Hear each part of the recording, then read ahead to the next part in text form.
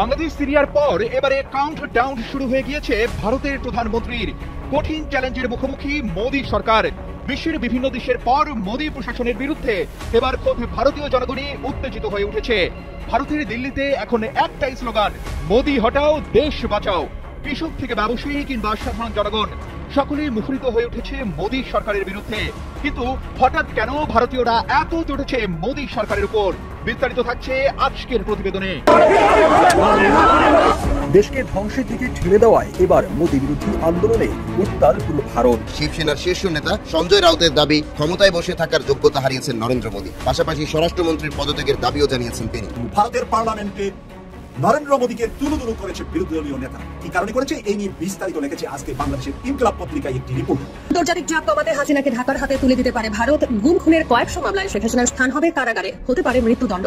ভারতীয় আগ্রাসনের দিন শেষ, এবার বিশ্বকাপ হবে নয়া বাংলাদেশ। আসসালামু আলাইকুম দর্শক, নতুন একটা নিউজে আপনাকে স্বাগতম। প্রিয় দর্শক, মোদী বিরোধী আন্দোলনে উত্তাল ভারত। ভারতে মোদী বিরোধী আন্দোলন তুঙ্গে, সংসদে মোদীকে ব্যাপক ধোলাই। মোদীর বিরুদ্ধে ফুঁসে উঠেছে ভারতের সর্বস্তরের জনগণ। আন্দোলনের মুখে পদত্যাগ করবে মোদী? মোদী কি পারবেন পরিস্থিতি সামাল দিতে? কেন মোদীর বিরুদ্ধে রাস্তায় নেমেছে ভারতীয়রা? এই সকল গুরুত্বপূর্ণ প্রশ্নের উত্তর মিলবে আমাদের আজকের ভিডিওতে। ভিডিওটি শুরু থেকে শেষ পর্যন্ত ধৈর্য সহকারে দেখে একটি লাইক দিয়ে সবাইকে শেয়ার করে দিন। আমাদের চ্যানেলে নতুন হলে চ্যানেলটি সাবস্ক্রাইব করে পাশে থাকা বেল আইকনে ক্লিক করে রাখুন। আমাদের ভিডিওটি আপনি বাংলাদেশের কোন জেলায় বসে দেখছেন বা শুনছেন সেটি অবশ্যই কমেন্ট বক্সে কমেন্ট করে জানিয়ে দিতে ভুলবেন না।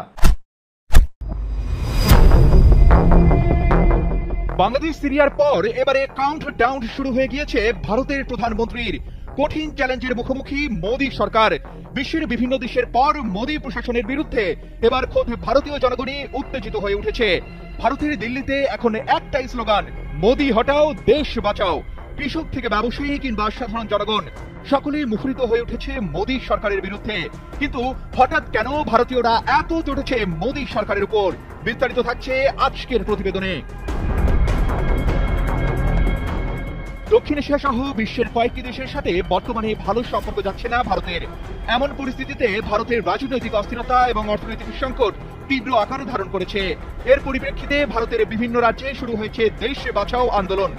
বিশ্ববাজারে যখন সকল দেশের মধ্যে আন্তঃসম্পর্ক নির্ভর করে বাণিজ্যের উপর, ঠিক তখনই মোদী প্রশাসনের ভুল কূটনীতির কারণে ভারত তাদের বৃহত্তম বাণিজ্য বাজার হারানোর পথে রয়েছে। বিশেষ করে বাংলাদেশের সাথে সম্পর্কে অবনতি হওয়ায় ভারতীয় রপ্তানির ক্ষেত্রে মারাত্মক প্রভাব পড়েছে। বাংলাদেশ থেকে ভারত প্রতি বছর 16 বিলিয়ন বা 1600 কোটি ডলার রেমিটেন্স অর্জন করে, যার পরিমাণ ভারতের গড় আয়ের একটি বিশাল অংশ। কিন্তু বাংলাদেশের সাবেক প্রধানমন্ত্রী শেখ হাসিনার পতনের পর বাংলাদেশ নিয়ে ভারতীয় গণমাধ্যমগুলো একের পর এক মিথ্যা ও অপপ্রচার চালিয়েছে, যার ফলে বাংলাদেশে ভারত বয়কটের ডাক উঠেছে। ভারত হটাও ভারতের পণ্য বর্জন আন্দোলন বাংলাদেশে এখন তুঙ্গে। বাংলাদেশের দোকানগুলো থেকে ভারতীয় পণ্য কিনতে আগ্রহ দেখাচ্ছে না ক্রেতারা। অনেকেই ভারতীয় পণ্য বয়কট করছে। সেই সাথে বর্তমানে মোদী প্রশাসনের শত্রুতামূলক নীতির কারণে ভারতীয় পণ্য বর্জনের ডাক এসেছে বিভিন্ন রাজনৈতিক দল থেকেও। তাই নেটিজেনদের কেউ কেউ বলছে, বাংলাদেশের সঙ্গে শত্রুতা বাড়িয়ে ভারতের কোনো লাভ তো নেই, বরং ক্ষতিই বেশি। এদিকে ভারতের কৃষক সহ সর্বস্তরের মানুষের মধ্যে একটা ক্ষোভ সৃষ্টি হয়েছে। সাধারণ ব্যবসায়ী ও কৃষকদের অভিযোগ, মোদীর ভুল কূটনৈতিক কৌশল ও তার পোষা মোদী মিডিয়া বাংলাদেশ নিয়ে অপপ্রচার এবং শুভেন্দুর কূটনীতির কারণে ভারতের সঙ্গে বাংলাদেশের সম্পর্ক এখন তলানিতে গিয়ে পৌঁছেছে। আর এমন পরিস্থিতির জন্য মোদীর উপর ফুঁসে উঠেছে কলকাতা সহ গোটা ভারতবর্ষ। শুধু তাই নয়, আসন্ন নির্বাচনে মোদীর ভরাডুবি চাইছে খোদ ভারতীয়রা। দল মত নির্বিশেষে সর্বস্তরের মানুষ মোদী সরকারের পতন চায়। মোদী প্রশাসনের যেন কবর রচিত হয় এমন প্রত্যাশাই ব্যবসায়ীদের। তারা যেন তাদের পেটের তাগিদে চলা ব্যবসা ঠিকমতো চালাতে পারে, তাই নতুন প্রশাসন প্রত্যাশা করছে। সম্প্রতি এক সাংবাদিক সম্মেলনে রাজ্যের প্রাক্তন মন্ত্রী পূর্ণেন্দু বসু বলেন, আমরা চাই দেশে গণতন্ত্র বেঁচে থাকুক, তাই নরেন্দ্র মোদীকে প্রধানমন্ত্রীর পদ থেকে সরাতে হবে। এর মধ্যে আসন্ন নির্বাচনকে কেন্দ্র করে মোদী হাটাও দেশ বাঁচাও স্লোগান দিয়ে রাস্তায় নেমেছে ভারতীয়রা। তাদের দাবি, নরেন্দ্র মোদী গণতন্ত্র লুণ্ঠনের সাথে সাথে সাম্প্রদায়িক মানসিকতাকে উস্কে দিয়েছেন। এদিকে পিডিএস নেতা সমীর পুতাটুন্ডু বলেন, ফ্যাসিস্ট বিজেপি সরকারকে আমরা সরাতে চাই। তিনি বলেন, উন্নয়ন আটকাতে গরিব কৃষক শ্রমিকদের পেটে মারার যে কাজ করছে মোদী সরকার, তার নিন্দা জানাই। তিনি আরো বলেন, মোদী সরকার সাংবাদিকদের ওপর অত্যাচার করছে, তারও নিন্দা জানাই। এর মধ্যে ভারতের প্রধানমন্ত্রী নরেন্দ্র মোদীকে ক্ষমতাচ্যুত করার জন্য পোস্টার হাতে দিল্লির রাস্তায় নেমেছে আন্দোলনকারীরা। পোস্টারগুলো 11টি ভাষায় ছাপিয়ে বিভিন্ন রাজ্যে ছড়িয়ে দিয়েছে বিক্ষুব্ধ জনতা। এমন পরিস্থিতিতে বিভিন্ন মহলের আশঙ্কা অতি দ্রুতই সাম্প্রদায়িক ও ফ্যাসিস্ট মোদীর পতন সুনিশ্চিত। বছরের পর বছর যুদ্ধ চালিয়ে যাবার লক্ষ্যে গেল সপ্তাহে পাকিস্তানের বিরুদ্ধে অপারেশন সিন্দুর পরিচালনা করে ভারত। তবে সামরিক বাহিনীর শোচনীয় পারফরমেন্সের কারণে লড়াই থামাতে হয় মাত্র 4 দিনের মাথায়, তাও আবার আটলান্টিক পাড়ে বসে থাকা এক ব্যক্তি ডোনাল্ড ট্রাম্পের নির্দেশে।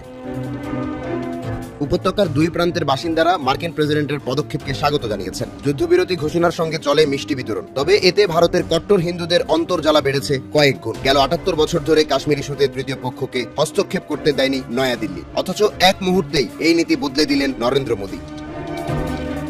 7 সমুদ্র 13 নদী দূরে থাকা এক ব্যক্তির নির্দেশকে কিভাবে মেনে নিল বিজেপি সরকার, তা নিয়ে উঠছে প্রশ্ন। পাশাপাশি মোদী প্রশাসনের কূটনৈতিক কৌশল নিয়ে চলছে সমালোচনা। এ বিষয়ে সবচেয়ে এগিয়ে শিবসেনা।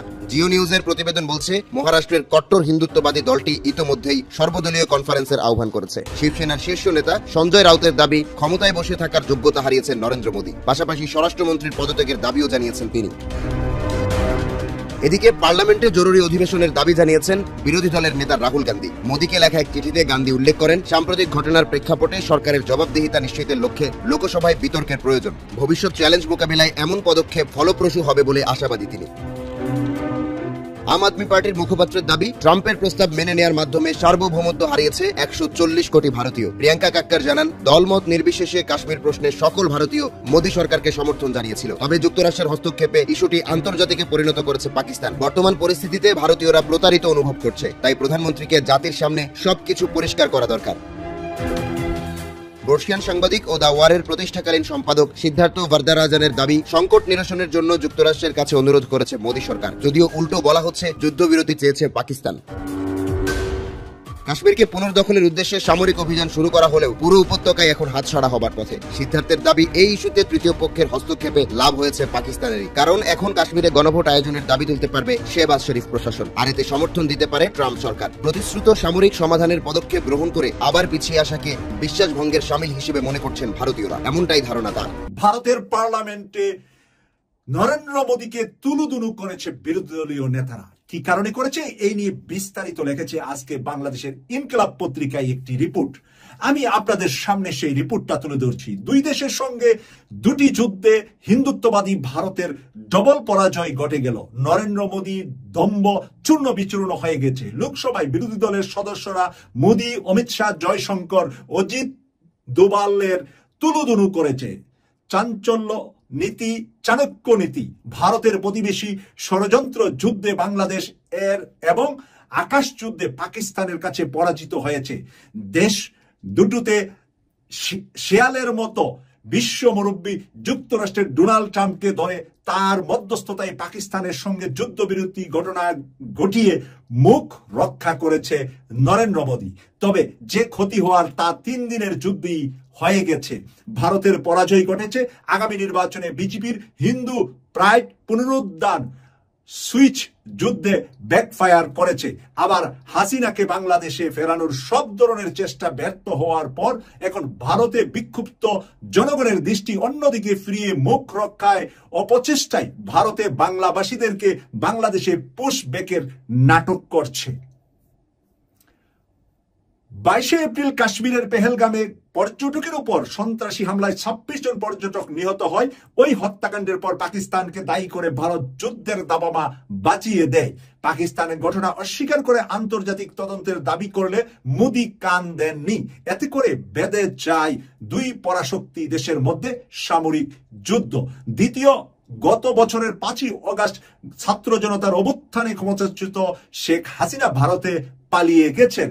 যুক্তরাষ্ট্র, যুক্তরাজ্য, কানাডা, ইউরোপিয়ান ইউনিয়ন, বিশ্বের কোন দেশ মাফিয়ার নেত্রী হাসিনাকে আশ্রয় দেয়নি। ভারত হাসিনা ও তার অলিগারদের আশ্রয় দিয়েছে। শুধু তার নয়, পতিত হাসিনা ও তার দল আওয়ামী লীগকে পুনরায় ঢাকায় ক্ষমতায় প্রত্যাবর্তনের লক্ষ্যে একের পর এক উদ্যোগ নিয়েছে। একই সঙ্গে আন্তর্জাতিক পরিমণ্ডলে ডক্টর মোহাম্মদ ইউনূসকে অন্তর্বর্তী সরকারের বিরুদ্ধে জঙ্গিবাদের পৃষ্ঠপোষকতার ফেক তথ্য তুলে বাংলাদেশকে অস্থিতিশীল করে তোলার চেষ্টা করেছে। কিন্তু এখানেও বাংলাদেশে এখন বাংলা ভাষার মানুষদেরকে পুশ ইন করে সে এখন ভারতে রাজনীতি করার চেষ্টা করছে। মৃত তার বিজেপিকে জীবিত করার জন্য একটি রাস্তা সে বের করেছে, সেটা হলো বাংলা ভাষার মানুষরা বাংলাদেশ থেকে আগত তাদেরকে বাংলাদেশে পাঠিয়ে সে করবে ভারতে রাজনীতি। কিন্তু ভারতের জনগণ এবং ভারতের বিরোধী দলীয় নেতারা তার মুখের উপর থুতু নিক্ষেপ করেছে পার্লামেন্টের অধিবেশনে। প্রিয় দর্শক, আমরা এর পরে যে বিষয়টা ঘটেছে, সে আমেরিকাকে হাতে পায়ে ধরে যেভাবে যুদ্ধটা বন্ধ করেছে তা নিয়ে এখানে লিখেছে। গণমাধ্যমের খবর হলো যুক্তরাষ্ট্রের মধ্যস্থতায় যুদ্ধবিরতিতে রাজি হয়েছে ভারত পাকিস্তান। এটা হলো নিউজের খবর। তবে দুই দেশের দাবি করছে তারা যুদ্ধে জয়ী হয়েছেন। দুটো দেশই দাবি করছে আমরা যুদ্ধে জয়ী হয়েছি।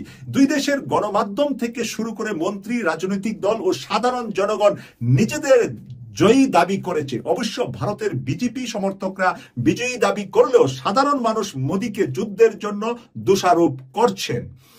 3 দিনের সংক্ষিপ্ত যুদ্ধে পরমাণু শক্তি দুটি প্রতিবেশীর মধ্যে পাকিস্তান সুবিধা করতে পারলেও ভারত তেমন সুবিধা করতে পারেনি। বিশেষ করে চীনের তৈরি অস্ত্র J-10 যুদ্ধ বিমান দিয়ে ভারতের 5টি বিমান, ফ্রান্স, আমেরিকা, রাশিয়ার তৈরি ভূপাতিত করেছে পাকিস্তান। এর মধ্যে 3টি ফ্রান্সের রাফেল, এর মধ্যে একটি রাশিয়ার তৈরি, আরেকটি ফ্রান্সের তৈরি। এই 5টিকে ভূপাতিত করেছে পাকিস্তান। এই পাকিস্তান ভূপাতিত করার পরই ফ্রান্সের তৈরি এবং ইউরোপের দেশগুলোর নেতাদের সামরিক শক্তি মর্যাদা কালিমা লেপন করেছে ভারত। মোদী গন্ধের ভাবখানা এমন ছিল যে চীনের অস্ত্র ব্যবহার করা পাকিস্তানকে 1 সপ্তাহের ভিতরে মাটির সাথে মিশিয়ে দেবে ফ্রান্সের রাফাল। কিন্তু চীনের অস্ত্র দিয়ে পাকিস্তান ভারতকে উচিত শিক্ষা দিয়েছে। যুদ্ধ মানি জীবন ও সম্পদের ক্ষতি। পাকিস্তান তাদের ক্ষয়ক্ষতি তুলে ধরেছে, কিন্তু মোদী সেখানে লুকোচুরি করছে ভারতে। যুদ্ধে প্রাণহানি ও ক্ষয়ক্ষতি নিয়ে মিথ্যা তথ্য দেওয়ায় ভারতের পররাষ্ট্র সচিব বিক্রম মিশ্রি ও তার পরিবার নিয়ে ব্যাপক সোশ্যাল মিডিয়ায় ট্রোল করছে মানুষ। মার্কিন মধ্যস্থতায় ভারত পাকিস্তান যুদ্ধ থেকে সরে যাওয়ার কারণ বিশ্লেষণ করে প্রখ্যাত দার্শনিক লেখক কবি ফরহাদ মাজহার বলেন, পশ্চিমা প্রযুক্তির হার এড়াতে যুদ্ধ থামানো হয়েছে। যুদ্ধক্ষেত্রে চীনের প্রযুক্তির কাছে ইউরোপিয়ান প্রযুক্তি হেরে যাওয়ায় ভারত পাকিস্তানের যুদ্ধ বন্ধ করার সবচেয়ে বড় কারণ। ফরাসি রাফাল যুদ্ধ বিমান যারা তৈরি করে তাদের শেয়ার মার্কেট এর মধ্যে দর পতন হয় এবং চীনের কোম্পানিগুলোর শেয়ার বাড়তে থাকে। পাকিস্তান ভারতের যুদ্ধ দ্রুত বেগে শেষ হওয়ার অনেকগুলো কারণ রয়েছে। সবচেয়ে বড় কারণ হলো যুদ্ধে এই প্রথম ফরাসি প্রযুক্তি, ইউরোপীয় প্রযুক্তি যেমন রাফাল যুদ্ধ বিমান এর চাইতে যে চীনের প্রযুক্তি সুপেরিয়র সেটা প্রমাণিত হয়েছে। ফলে ট্রাম্পকে যুদ্ধ থামিয়ে দিতে হয়েছে। এতদিন ক্ষয়ক্ষতির কথা অস্বীকার করলেও গত 11ই মে ভারতীয় বিমান বাহিনীর এয়ার মার্শাল A.K. ভারতী বলেছেন ক্ষয়ক্ষতি যুদ্ধেরই অংশ। দে হিন্দ জানতে চেয়েছিলেন রাফেল সহ ভারতের একাধিক যুদ্ধ বিমান ভূপাতিত করা হয়েছে বলে পাকিস্তান যে দাবি করেছে সে ব্যাপারে ভারতের বক্তব্য কি। জবাবে A.K. ভারতীয় বলেন, আমরা একটা যুদ্ধের পরিস্থিতিতে আছি আর ক্ষয়ক্ষতি যে কোনো যুদ্ধেরই অংশ। পাকিস্তানের সঙ্গে যুদ্ধ করতে গিয়ে আদর্শিকভাবে পরাজিত হয়েছে ভারতের শাসক দল বিজেপি ও তাদের ভাবাদর্শ। শুধু যুদ্ধের মাঠেই নয়, আদর্শের ময়দানেও হেরে গেছে। পাকিস্তানের সঙ্গে যুদ্ধ করতে ভারতের সেনাবাহিনী, বিমান বাহিনীর সদস্য, সাধারণ মানুষের প্রাণহানির জন্য মোদীকে দায়ী করছে সাধারণ মানুষ ও বিরোধী দলীয় দলগুলা। লোকসভা সেটাই দেখা গিয়েছে। দর্শক, লোকসভায় তুলুদুলু খেয়েছে নরেন্দ্র মোদী এবং তার মন্ত্রী পরিষদ, বিশেষ করে যারা এই যুদ্ধের সাথে জড়িত তার বিদেশ মন্ত্রী এবং তার নিরাপত্তা পরিষদের প্রধান সহ তাদেরকে যে তুলুদুলু করেছে ভারতের লোকসভায়, সেটা হলো ভারতের জনগণের খুব যে এই বিজেপি বা নরেন্দ্র মোদী যা বলেন তো তা বাস্তবে তা নয়। সে যে মিথ্যাচারী এবং মিথ্যা কথা বলে ভারতকে বিভিন্ন যুদ্ধে বিভিন্ন জায়গায় জড়িয়ে ভারতকে একটি ধ্বংসের এবং বন্ধুবিহীন দেশ বানিয়েছে, সেটার জন্য আজকে ভারতের বুদ্ধিজীবীরাও জেগে উঠেছে নরেন্দ্র মোদীর বিরুদ্ধে। আওয়ামী লীগ সরকারের করা চুক্তিতে দেশে ফিরিয়ে আনা সম্ভব হাসিনাকে। সাংবাদিকদের দুদক চেয়ারম্যান। আওয়ামী লীগ সরকারের সময় ভারতের সঙ্গে করা চুক্তির মাধ্যমেই শেখ হাসিনাকে ফিরিয়ে আনা সম্ভব, এ বিষয় নিয়ে কাজ করছে দুদক বলে মন্তব্য করেছেন দুর্নীতি দমন কমিশন দুদকের চেয়ারম্যান ডক্টর মোহাম্মদ আব্দুল মোমেন। বুধবার এক গণমাধ্যমকে এ কথা বলেন দুদক চেয়ারম্যান। টিউলিপ সিদ্দিককে দেশে ফেরার বিষয়ে তিনি বলেন, ব্রিটিশ এমপি টিউলিপ সিদ্দিক আত্মপক্ষ সমর্থনের সুযোগ হারিয়েছে। দেশে ফেরাতে ইন্টারপোলের সহযোগিতা নেবে দুদক। এর আগে চলতি বছরের 23 এপ্রিল দুর্নীতির মামলায় অভিযুক্ত সাবেক প্রধানমন্ত্রী শেখ হাসিনা ও তার ভাগ্নি ব্রিটেনের সাবেক প্রতিমন্ত্রী টিউলিপ সিদ্দিককে দেশে ফিরিয়ে আনার প্রক্রিয়া শুরু হয়েছে বলে জানিয়েছিল দুদক চেয়ারম্যান। প্রসঙ্গত, গণঅভ্যুত্থানের মুখে গত বছরের 5 আগস্ট ক্ষমতা ছেড়ে ভারতে চলে যান শেখ হাসিনা। অন্তর্বর্তী সরকার দায়িত্ব গ্রহণের পর শেখ হাসিনা ও তার পরিবারের সদস্যদের বিরুদ্ধে দুর্নীতি, জালিয়াতি ও ক্ষমতার অপব্যবহারের অভিযোগে একাধিক মামলা হয়েছে। এছাড়া ক্ষমতার অপব্যবহার ও জালিয়াতি করে রাজুকের আবাসন প্রকল্পে 10 কাঠা করে 60 কাঠার প্লট বরাদ্দ নেওয়ার অভিযোগে শেখ হাসিনা ও তার পরিবারের সদস্য সহ 23 জনের বিরুদ্ধে 6টি মামলা করেছে দুদক।